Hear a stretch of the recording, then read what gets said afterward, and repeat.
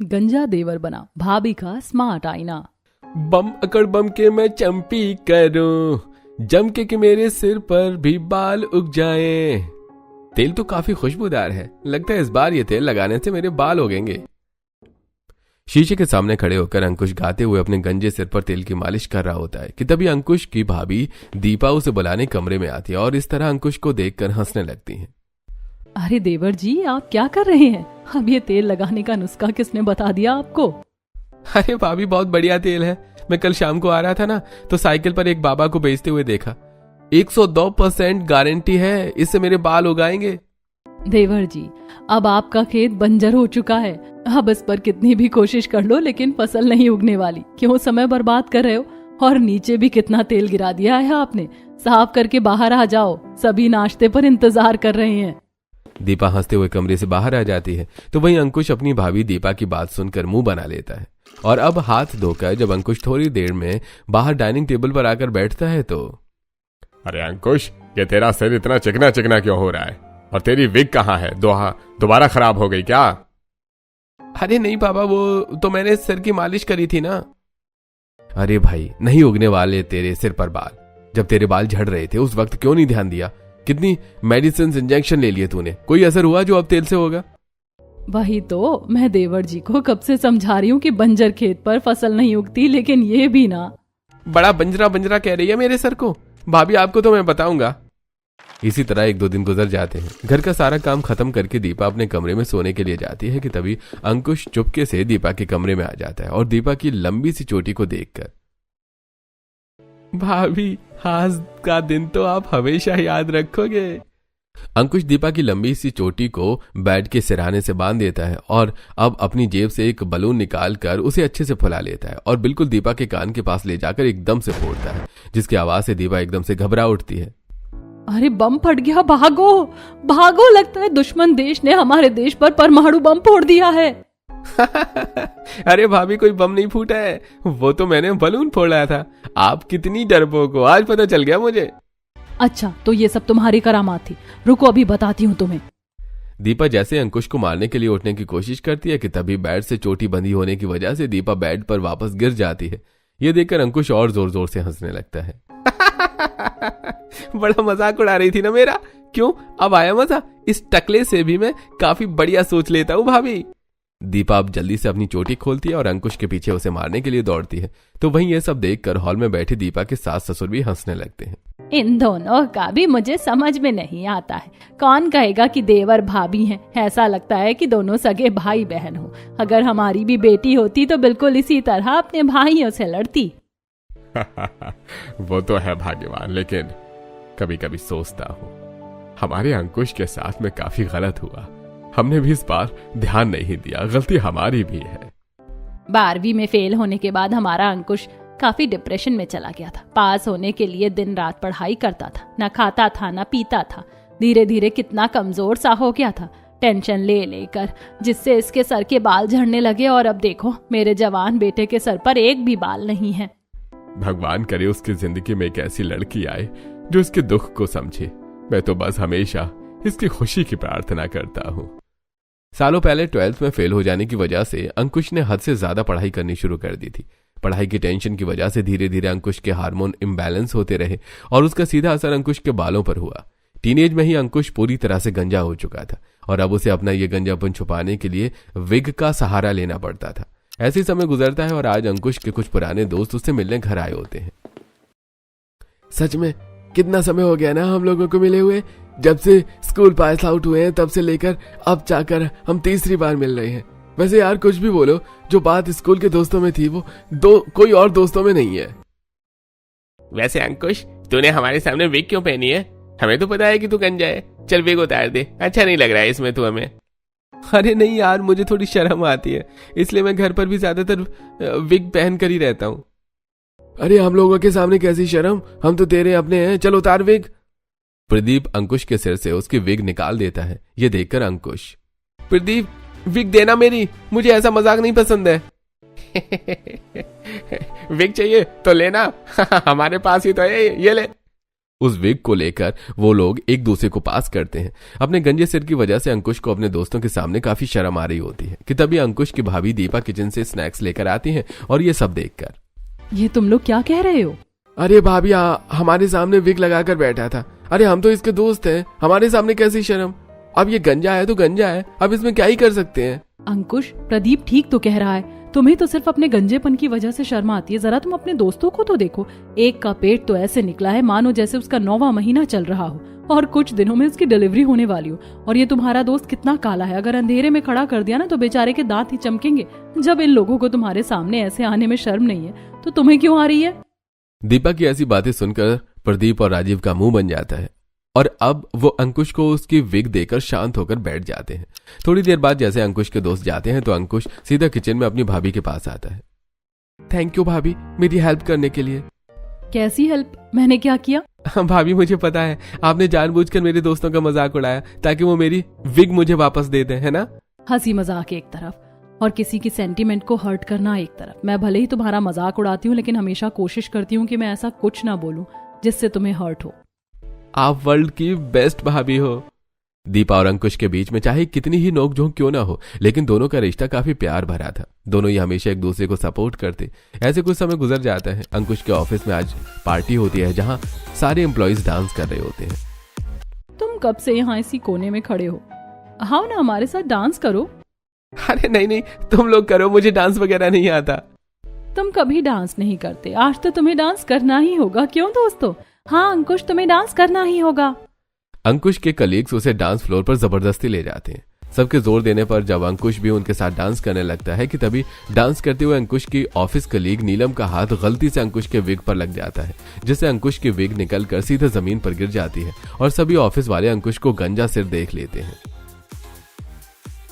अरे अंकुश, तू टकला है? अरे तूने हमसे ये बात छुपाई, वो भी इतने समय तक? तू तो पूरा ही टकला है यार, तेरे सर पर तो एक भी बाल नहीं है। अरे भाई, बड़ी जवानी में तुम तो बंजर खेत लेकर घूम रहे हो अपने सिर पर। मुझे देखो 45 का हो गया हूँ लेकिन अभी तक एक बाल भी नहीं गिरा मेरे सिर से। अरे यार अंकुश तो टकला निकला। मैं तो सोच रही थी कि आज मैं इसे डेट के लिए पूछूंगी। अब मैं इस टकले के साथ कोई डेट वेट पर नहीं जाने वाली। कल को अगर इससे शादी करने के बाद मेरे बच्चे भी टकले हुए तो। अंकुश के ऑफिस कलीग्स उसका गंजा सिर देखकर तरह तरह की बातें करने लगते हैं, जिससे उसका काफी मजाक बनता है और अब वो अपना विग उतार कर सीधे घर आ जाता है। आ गए तुम? मैं कब से तुम्हारा वेट कर रही थी। सब लोग तो खाना खाकर सो गए लेकिन मैं नहीं सोई। आज मैंने तुम्हारी मनपसंद बिरयानी बनाई है। चलो देवर भाभी मिलकर साथ में खाते हैं। आप खा लीजिए, मेरा पेट भरा हुआ है। इतना कहकर अंकुश सीधा कमरे में चला जाता है, लेकिन दीपा अंकुश के चेहरे पर छाई उदासी देख लेती है और अब वो सीधा अंकुश के कमरे में जाती है जहां अंकुश अपनी विग निकालकर शीशे के सामने खड़ा होता है। सब कुछ ठीक तो है ना? कुछ हुआ है क्या पार्टी में? अगर जवानी शुरू होने से पहले मेरे बाल झड़ गए तो इसमें मेरा क्या कसूर है? अरे इतनी मेडिसिन लिए, इंजेक्शन लिए, पता नहीं क्या क्या नहीं लगाया, फिर भी मेरे बाल नहीं आए। अरे मुझे भी अपना गंजा सिर लेकर घूमना अच्छा थोड़े ना लगता है। पता है आज ऑफिस पार्टी में मेरी विग निकल गई और सभी ने मेरा कितना मजाक उड़ाया। ऐसे तो मैं कभी शादी भी नहीं कर पाऊंगा। अंकुश मेरी बात हमेशा याद रखना, लाइफ के हर पॉइंट पर तुम्हें तुम्हारी कमी गिनवाने वाले बहुत मिलेंगे, लेकिन तुम्हारी उन कमियों को एक्सेप्ट करके तुम्हारे साथ खुश रहने वाले बहुत कम। तो तुम लोगों की बातों पर बिल्कुल ध्यान मत दो। तुम जैसे हो वैसे बेस्ट हो। दीपा की बातें सुनकर अंकुश को थोड़ा अच्छा लगता है और अब ऐसे ही कुछ और समय गुजर जाता है। अंकुश हॉल में बैठे लैपटॉप पर अपना कुछ काम कर रहा था कि तभी दीपा की बेटी दबे कदमों से अंकुश के पास आती है और उसके गंजे सिर पर टकली मारकर भाग जाती है। ये देखकर अंकुश, अरे ये तो बिल्कुल भाभी पर ही गई है, अभी बताता हूँ इसे, कहाँ जाएगी मुझसे बचकर। तारा भागते हुए सीधा अपनी माँ के पास आ जाती है तो वहीं अंकुश भी अब तारा के पीछे पीछे आता है। भाभी आपकी बेटी तो बुलेट की स्पीड से ज्यादा तेज भागती है। देखिए ना, मैं आराम से काम कर रहा था और ये मेरे सिर पर टपली मारकर भाग गई। कैसे देवर जी, ऐसे मारी थी क्या टपली? दीपा भी अंकुश के टकले पर टपली मारकर भाग जाती है। ये देखकर दीपा का पति पुनीत हंसने लगता है। ऐसे ही अब और कुछ दिन गुजर जाते हैं। आज पूरा परिवार मिथिलेश के दोस्त की बेटी की शादी में गया होता है। सभी पार्टी में इधर उधर घूमकर एंजॉय कर रहे होते हैं कि तभी अंकुश की नजर एक रूपाली नाम की लड़की पर जाती है जो दिखने में किसी अप्सरा से कम नहीं थी। उसकी नीली नीली आंखें, काले घने लंबे बाल अंकुश को एक टक निगाह उसे पर देखने पर मजबूर कर रही थी। ऐसा लग रहा है मानो जैसे स्वर्ग से कोई अप्सरा धरती पर उतर आई हो। हाँ, कितनी सुंदर है ये। अंकुश मनी मन बोल ही रहा होता है कि तभी दीपा अंकुश के पास आती है। क्या बात है देवर जी, बड़े खुश खुश लग रहे हो। कोई पसंद आ गई क्या शादी में आपको? अरे नहीं भाभी, आप भी ना, मैं तो बस ऐसे डेकोरेशन देख रहा था। अच्छा, अब आप मुझसे छुपाओगे? मैं जानती हूँ तुम उस लड़की को देख रहे हो ना। मुझे भी वो काफी अच्छी लगी। माँ जी की फ्रेंड की बेटी है, रूपाली नाम है इसका। रिसेंटली इसकी पढ़ाई खत्म हुई है और इसके घर वाले रिश्ता देख रहे हैं। मैं माँ जी से इस बारे में बात करती हूँ, तुम फिक्र मत करो। दीपा बातें सुनकर अंकुश शर्मा जाता है।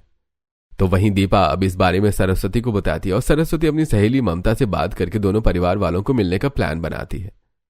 आपको तो बिल्कुल मेकअप की जरूरत ही नहीं है, आप नेचुरली कितनी ज्यादा सुंदर हो। आप भी काफी स्मार्ट हो। मुझे तो आपके बाल काफी पसंद आए। पता है, मैं हमेशा से यही चाहती थी कि जिससे मेरी शादी हो उसके इसी तरह शाइनिंग ब्लैक बाल हो। हाँ, सही कहा आपने। मेरे बाल काले घने चमकीले हैं, बहुत अच्छे हैं। बालों की बात सुनकर अंकुश थोड़ा नर्वस हो जाता है कि तभी पड़ोस वाले छत पर कुछ बच्चे आपस में काफी हंसी मजाक मस्ती कर रहे होते हैं, जिसे देखकर रूपाली थोड़ी चिढ़ जाती है। पता नहीं ये लोग इतना हंसी मजाक कैसे कर लेते हैं। पता है अंकुश, मुझे लिमिट से ज्यादा कोई भी चीज पसंद नहीं। रूपाली इतना बोल ही रही होती है कि तभी छत पर दीपा भी आ जाती है। क्या बात है, लगता है तोता मैना में काफी गुफ्तगू हो गई है। तो अब बताइए नीचे क्या कहना है। दोनों ही परिवार वालों को तो रिश्ता मंजूर है, अब आप दोनों बताएं। अंकुश रूपाली को पहले ही पसंद करता था, तो वहीं रूपाली को भी अंकुश काफी अच्छा लगता है और अब दोनों की रजामंदी से इनका रिश्ता हो जाता है। लेकिन अपने गंजेपन की वजह से अंकुश अभी भी काफी परेशान होता है। अगर रूपाली को पता चल गया कि मैं गंजा हूं तो वो मुझसे सारे रिश्ते नाते ही खत्म कर देगी। उस जितनी सुंदर लड़की को तो कोई भी लड़का मिल जाएगा, लेकिन मुझ जैसे को तो रूपाली जैसी लड़की फिर कभी नहीं मिलेगी। इसलिए मैंने सोचा है कि मैं रूपाली को अभी अपने गंजेपन के बारे में कुछ नहीं बताऊंगा। एक बार शादी हो जाए फिर टाइम आने पर बता दूंगा। ये तो गलत बात है ना। वो तुम पर कितना भरोसा करती है, तुम इतना बड़ा सच उससे नहीं छुपा सकते। और अगर कल को तुम्हारा ये सच जानकर वो तुमसे नाराज हो गई तो? वो तो होगी भाभी, लेकिन अगर अभी बता दूंगा तो वो रिश्ता ही खत्म कर देगी। प्लीज भाभी, आपको मेरी कसम, आप इस बारे में रूपाली को कुछ नहीं बताओगे। मैंने मम्मी पापा और भैया से भी इस बारे में बात कर ली है। अंकुश की वजह से घर में सभी लोग अब चुप हो जाते हैं। पर कुछ दिनों में अंकुश और रूपाली की शादी हो जाती है और इसी तरह एक हफ्ता गुजर जाता है। वाह मम्मी, आज आपने पनीर के पराठे बनाए। पता है चाची, मेरी मम्मी वर्ल्ड की बेस्ट पनीर के पराठे बनाती हैं। मुझे खुशबू से ही पता चल गया था। मैं तो आलू के पराठे बनाने के बारे में सोच रही थी, लेकिन जब भाभी ने पनीर के पराठे का नाम लिया तो मेरे मुंह में तो पानी आ गया। पनीर के पराठे काफी टेस्टी बने हैं। एक काम करना, लंच में भी मुझे यही दे देना। मेरे दोस्तों को भी तुम्हारे हाथ के पनीर के पराठे काफी पसंद। अरे वो सब तो ठीक है, लेकिन भाभी आपने अभी तक मुझे पराठा क्यों नहीं दिया? आपको भी पराठे देने थे क्या? मैंने तो आपके लिए बनाए ही नहीं और पनीर भी खत्म हो गया है। काम करती हूँ, मैं आपके लिए रात की बची हुई रोटी ले आती हूँ, आप वही खा लेना। दीपा की बात सुनकर सभी लोग हंसने लगते हैं। तो वहीं दीपा इतना कहकर जैसे ही जाने लगती है कि तभी अंकुश अपनी भाभी की चोटी पकड़ लेता है। दर्द हो रहा है पुनीत जी, आप क्या बैठे बैठे देख रहे हैं? समझाइए ना अपने भाई को। अरे दोनों देवर भाभी की नोक झोंक में पड़ने का मुझे कोई शौक नहीं है। तुम दोनों अपना जानो, मुझे तो बस जल्दी नाश्ता करके निकलना है। पुनीत की बात सुनकर सभी लोग हंसने लगते हैं। तो वहीं अपने पति को इस तरह अपनी जेठानी के बाल खींचता देखकर रूपाली को बिल्कुल भी अच्छा नहीं लगता और उसका थोड़ा मुंह बन जाता है। इसी तरह एक दो दिन गुजर जाते हैं। दीपा सिर धोकर बाहर आकर बाल झाड़ रही होती है कि तभी रूपाली दीपा के कमरे में आती है। आज आपने भी सर धोया है? वैसे आपके पास हेयर ड्रायर है क्या? मुझे बाल सुखाकर बाहर जाना था, मेरा हेयर ड्रायर खराब हो गया है। हाँ है ना, लेकिन पहले मैं बाल सुखा लूं। मुझे तारा को स्कूल से लेने के लिए जाना है, उसकी छुट्टी का टाइम हो गया है। दीपा जैसी बाल झाड़कर हेयर ड्रायर का प्लग लगाकर बालों के पास लाकर उसका बटन ऑन करती है तो ड्रायर के अंदर से ढेर सारा पाउडर निकलता है, जो सारा दीपा के गीले लंबे बालों पर चिपक जाता है। ये देखकर रूपाली हंसने लगती है। ये क्या भाभी, आप तो बिल्कुल सफेद भूत की तरह लग रही हो। जेठ जी आपके साथ काफी मजाक करते हैं। ये पुनीत का नहीं बल्कि तुम्हारे पति का काम है। अभी बताती हूँ, इससे आजकल कुछ ज्यादा ही मजाक कर रहा है मेरे साथ। दीपा बाहर हॉल में आती है, जहां उसे इस तरह देखकर अंकुश हंस रहा होता है और अब दीपा टेबल पर रखा वास उठाकर अपने देवर के पीछे भागने लगती है। दोनों देवर भाभी की फिर से एक बार और मस्ती देखकर रूपाली का मुंह बन जाता है। ये देवर भाभी कुछ ज्यादा ही हंसी मजाक नहीं करते हैं एक दूसरे के साथ? कहीं इनका कुछ चल तो नहीं रहा? अपने पति और भाभी का यूं एक दूसरे के साथ हंसी मजाक करना रूपाली को अब खटकने लगा था। ऐसे अब कुछ दिन गुजर जाते हैं। रूपाली आज अपनी सहेलियों के साथ बाहर गई होती है। तो वहीं रूपाली के न होने पर अंकुश अपने बालों का विग निकालकर शीशे के सामने खड़ा होकर शेविंग कर रहा होता है कि तभी हाथों में लिपस्टिक लिए दीपा आती है। देवर जी, आप भी यहाँ शेविंग कर रहे हैं? 1 मिनट हटिए ना, मुझे लिपस्टिक लगानी है। अरे भाभी आप देख तो रही हैं कि मैं शेविंग कर रहा हूँ, अपने कमरे में जाकर लगाइए ना, वो है तो सही आईना। आप क्या भूल गए कि तारा ने आईना तोड़ दिया था? तो भाभी घर में इतने सारे आईने हैं, अब वहां जाकर लिपस्टिक लगा लीजिए ना। अच्छा, लेकिन अब तो मैं इसी आईने में देखकर लिपस्टिक लगाऊंगी। मैं भी देखता हूँ कि आप कैसे लगाती हैं लिपस्टिक। अंकुश बार बार दीपा के सामने आकर खड़ा हो जा रहा था, जिसके चलते अब वो आईने में देखकर लिपस्टिक नहीं लगा पा रही थी कि तभी अंकुश के गंजे चिकने सर को देखकर दीपा के दिमाग की बत्ती जलती है और अब वो अंकुश के टकले को देखकर लिपस्टिक लगाने लगती है। ये देखकर अंकुश, भाभी आप क्या कर रही हैं? ये मेरा सिर है, कोई आईना थोड़ी ना है जिस पर देखकर आप लिपस्टिक लगा रही हैं। अरे मेरे देवर का गंजा सर किसी आईने से कम थोड़ी ना है, कितना चिकना है, आराम से मेरा चेहरा दिख रहा है। बस आप ऐसे ही खड़े रहिए, मैं जल्दी से लिपस्टिक लगा लेती हूँ। दीपा ऐसा कर ही रही होती है कि तभी सरस्वती वहां आती है और ये सब देखकर जोर जोर से हंसने लगती है। तभी अचानक घर की डोर बेल बजती है और अंकुश समझ जाता है कि रूपाली वापस आ चुकी है, जिससे अंकुश अब जल्दी जल्दी दोबारा से अपना विग पहन लेता है और इस बार भी रूपाली के सामने अपने गंजे पति की सच्चाई नहीं आ पाती और वक्त यूं ही बीतता चला जाता है। रात के 11 बज गए और ये दोनों देवर भाभी हैं कि हंसों का जोड़ा बनकर नीचे बैठे हुए हैं। इन्हें सोना नहीं है क्या? रूपाली अपने कमरे से बाहर निकलती है तो देखती है कि उसका पति और जेठानी आपस में काफी हंसी मजाक कर रहे हैं और ये देखकर रूपाली काफी ज्यादा गुस्से में आ जाती है। बस बहुत हुआ, भाभी के चक्कर में तो मैं अपने पति के साथ वक्त ही नहीं बिता पाती। मुझे नहीं पता, कल मैं इनके साथ एक अच्छे से रेस्टोरेंट में जाऊंगी जहाँ सिर्फ हम दोनों होंगे। अगले दिन रूपाली अंकुश को ऑफिस से जल्दी आने के लिए बोल देती है और दोनों का रेस्टोरेंट जाने का प्लान बन जाता है। लेकिन जब इस बारे में पुनीत को पता चलता है, अंकुश ये तो वही रेस्टोरेंट है ना जो पिछले महीने खुला था, वहां का खाना काफी अच्छा है, मैंने कई लोगों के मुंह से इसकी तारीफ सुनी है। मुझे भी वहाँ का खाना खाना है, हमें भी अपने साथ ले चलो ना। सच में काफी समय हो गया हम पूरे परिवार वालों को एक साथ बाहर खाना खाए हुए। डिनर पर तो सिर्फ रूपाली और अंकुश जा रहे हैं, हम उन्हें डिस्टर्ब थोड़ी ना कर सकते, अच्छा नहीं लगता। अरे डिस्टर्ब की क्या बात है, मेरा पूरा परिवार एक साथ होगा तो मुझे तो खुशी होगी ना। चलिए आज हम सब साथ में डिनर करेंगे। अंकुश की बात सुनकर रूपाली को गुस्सा तो काफी आता है, लेकिन वो जैसे तैसे करके अपने गुस्से को शांत करती है और अब रात में पूरा परिवार रेस्टोरेंट में डिनर के लिए जाता है कि तभी एक वेटर जूस का गिलास लेकर अंकुश के पास से गुजर रहा होता है कि तभी अचानक उसका बैलेंस बिगड़ता है और सारा जूस अंकुश के बाल और कपड़ों पर गिर जाता है। ठीक से काम करना नहीं आता, मेरे हस्बैंड की सारी शर्ट खराब कर दी और बाल भी गीले कर दिए। सॉरी मैडम, गलती हो गई।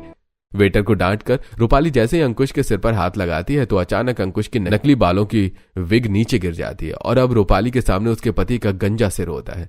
ये देखकर रूपाली के तो पैरों तले जमीन ही खिसक जाती है। वहीं रेस्टोरेंट में बैठे सभी लोग अब खुसर फुसर करने लगते हैं। अरे देखो, वो आदमी तो गंजा निकला, इस उम्र में ही इतनी जल्दी टकला हो गया। मुझे तो वो लड़की उसकी वाइफ दिख रही है, लगता है उसे भी अपने पति के गंजे सर के बारे में नहीं पता।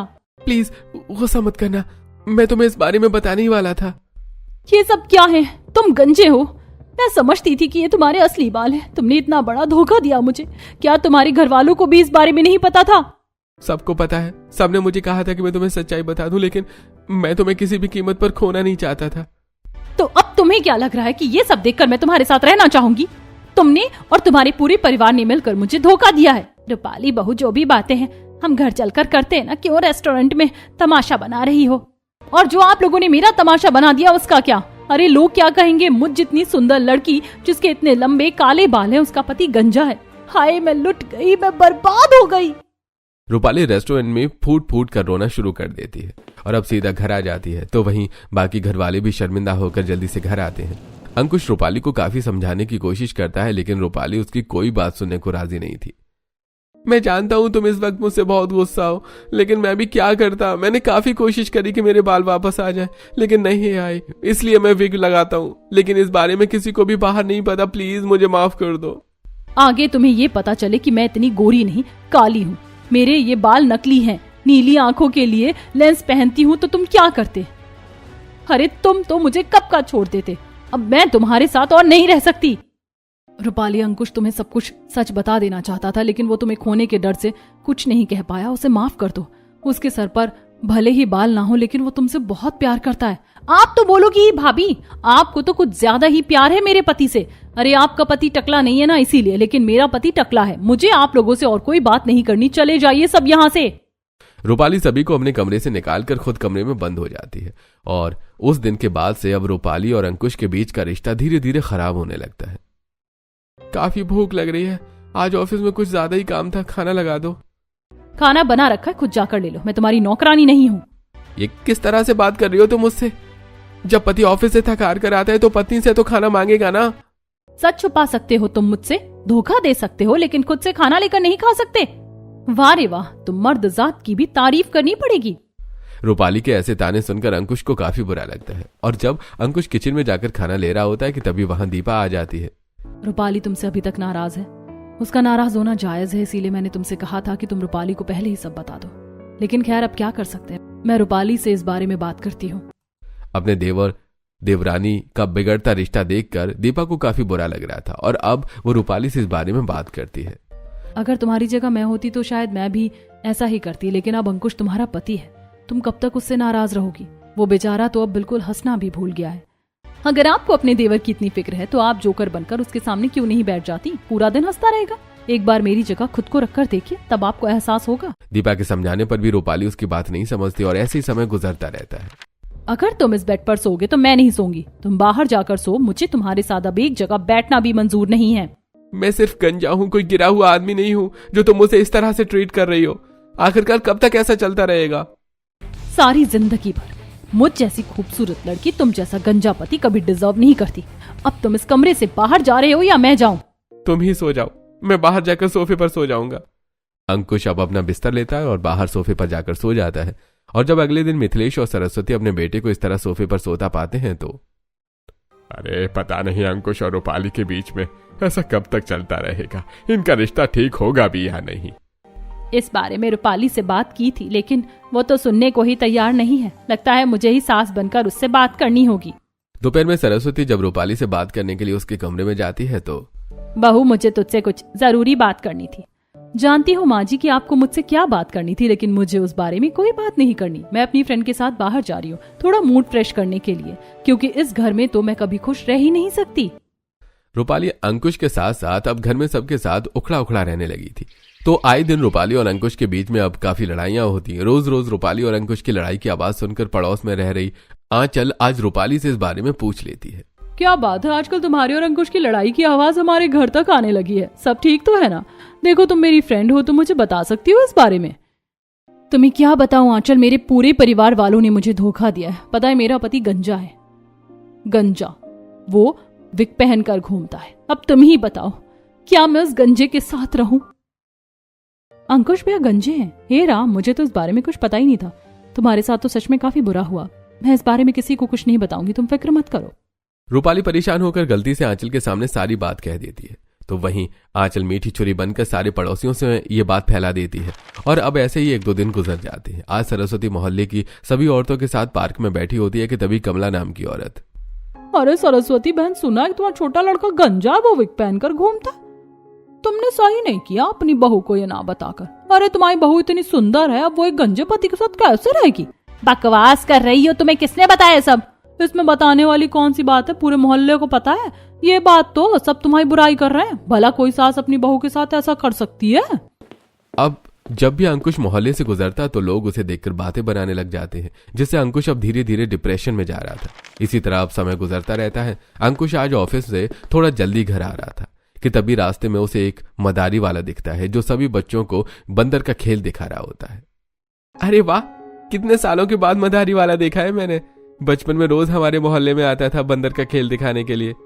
कितने साल हो गए खेल देखे हुए। अंकुश भी वहां खड़े लोगों के साथ खड़ा होकर बंदर का खेल देखने लगता है। तभी अचानक से उसे मदारी का बंदर अंकुश पर चढ़ जाता है और उसकी विग निकालकर इधर उधर भागने लगता है। अरे अरे पकड़ो इस बंदर को, मेरी विग लेकर भाग रहा है। बंदर हाथों में विग लिए इधर उधर भाग रहा होता है। अंकुश भी उसके पीछे पीछे भागने लगता है। ये देखकर वहां खड़े सभी लोग अंकुश का मजाक उड़ाने लगते हैं। अरे ये तो बंदर के खेल से भी ज्यादा इंटरेस्टिंग है, चलना इसकी वीडियो बनाते हैं। आकांक्षा और दीप्ति नाम की 2 लड़कियां अंकुश को वीडियो बना देती है, तो वहीं मदारी अब बंदर को पकड़ता है और बंदर से विग लेकर अंकुश को देता है, जिसे पहनकर अंकुश वहां से शर्मिंदा होकर चला जाता है। तो वहीं थोड़ी देर बाद दीप्ति और आकांक्षा नाम की लड़की सीधा अंकुश के घर रूपाली से मिलने आती हैं, जो दरअसल रूपाली की ही फ्रेंड होती है। अरे जब से आए हो दोनों के दोनों फोन में लगी हो, क्या देख रही हो ऐसा फोन में? तुम भी देखो, हंस हंस के पेट में दर्द ना हो जाए तो नाम बदल देना। आकांक्षा रूपाली को अंकुश की वही वीडियो दिखाती है जिसमें बंदर उसका विग उतारकर भाग रहा है। देखा कितना फनी है ना। अरे इस उम्र में भी कोई इतना गंजा होता है क्या? पता नहीं किसका बॉयफ्रेंड या हस्बैंड होगा ये। ये तो अंकुश है, कहीं इन दोनों को पता ना चल जाए कि ये मेरा ही हस्बैंड है, मेरी क्या इज्जत रह जाएगी फिर। तभी वहां अंकुश आता है और जैसे ही वो उन दोनों लड़कियों को देखता है तो उसके पैरों तले जमीन खिसक जाती है। ये तो वही वीडियो वाला आदमी है, लेकिन ये यहाँ क्या कर रहा है? दीपा, कहीं यही तो तेरे हस्बैंड नहीं? ओ माय गॉड, तू इतनी सुंदर और तेरा हस्बैंड गंजा। दीप्ति आकांक्षा की बातें सुनकर रूपाली को काफी गुस्सा आता है और जैसे ही वो दोनों घर से जाती हैं तो रूपाली अपना सारा सामान पैक करके मायके जाने लगती है और पूरे घर में हंगामा हो जाता है। अरे इस तरह कोई घर छोड़कर जाता है क्या? इतनी सी बात को लेकर तुम कब तक ऐसा करती रहोगी? आप लोगों के लिए होगी इतनी सी बात, लेकिन मेरे लिए नहीं। अभी तक तो मैं फिर भी बर्दाश्त कर रही थी, लेकिन आज मेरे दोस्तों में भी मेरी बेइज्जती हो गई। रूपाली, तुम्हें खुद की सोच से फर्क करना चाहिए, ना कि और लोगों की। लोगों का काम तो सिर्फ बोलना होता है। तुम लोगों की बात सुनकर अपना घर कैसे तोड़ सकती हो?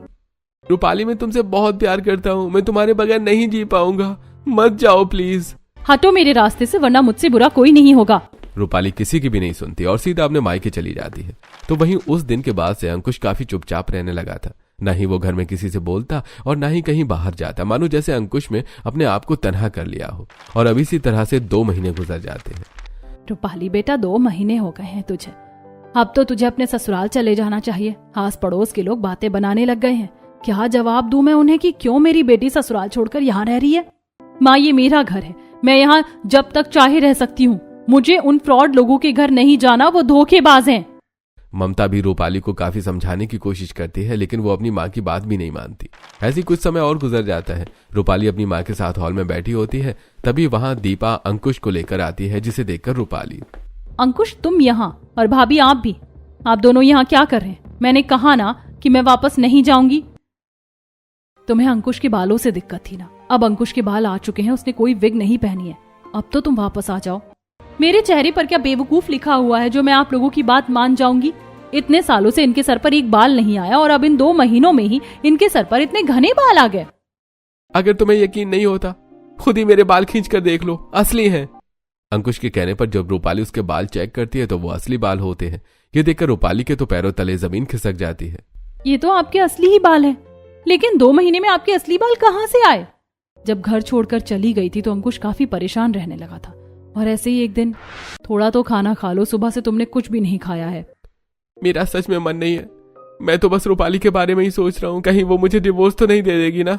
भाभी, मैं क्या करूँ ऐसा जो मेरे सिर पर बाल आ जाएं? अब तो बस एक ही ऑप्शन बचता है, हेयर ट्रांसप्लांट का। इस बारे में मैंने पता किया था, लेकिन कम से कम 3 से 4 लाख रुपए लगेंगे और मेरे पास इतने पैसे कहाँ हैं? इतना कहकर अंकुश सीधा बाहर चला जाता है। और अगले दिन जब अंकुश ऑफिस के लिए निकल रहा होता है कि तभी पुनीत और दीपा उसके पास आते हैं और उसे 3 लाख रुपए देते हैं। ये देखकर अंकुश, भाभी, भैया, ये सब क्या है? इतने पैसे कहाँ से आए आप लोगों के पास, और आप ये मुझे क्यों दे रहे हैं? ताकि तुम अपना हेयर ट्रांसप्लांट करवा सको। तारा के लिए हमने एफडी करवाई थी, लेकिन हमने एफडी तोड़वा दी। अब जाओ और डॉक्टर से अपॉइंटमेंट लो। नहीं भाभी भैया, मैं इन पैसों से हेयर ट्रांसप्लांट नहीं करवा सकता, ये तारा के फ्यूचर के लिए पैसे हैं। तारा भी तो तुम्हारी अपनी बेटी की तरह ही है और मुझे पूरा यकीन है जब हमें जरूरत पड़ेगी तो तुम भी हमारी मदद करोगे। अब जाओ और अपना हेयर ट्रांसप्लांट करवाओ। पुनीत और दीपा अपनी बेटी के एफडी के पैसों से अंकुश का हेयर ट्रांसप्लांट करवाते हैं। और जब ये सारी बात रूपाली को पता चलती है तो उसे आखिरकार अपनी गलती का एहसास हो ही जाता है। भाभी, मैंने आपको कितना गलत समझा और आपने ही मेरा घर उजड़ने से बचा लिया। मैं भी कितनी बेवकूफ थी, मुझे माफ कर दीजिए भाभी। माफी मुझसे नहीं बल्कि अंकुश से मांगो। देखो रूपाली, कमी हर एक इंसान में होती है, लेकिन उस कमी को उभार कर ही उस इंसान को उसका एहसास दिलाना या उस कमी को उसकी ताकत बनाकर उसकी मदद कर